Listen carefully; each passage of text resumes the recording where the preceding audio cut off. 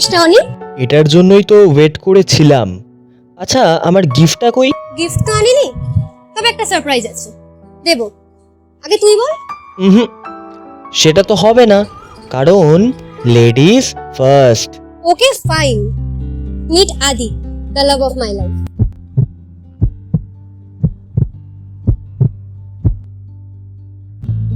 High, আমি আদি।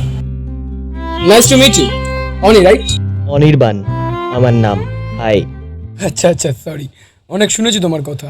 ও আচ্ছা। লেট হয়ে যাচ্ছে, চলো। শ্রী, তোর রিটার্ন গিফটটা নিবি না? এক সেকেন্ড।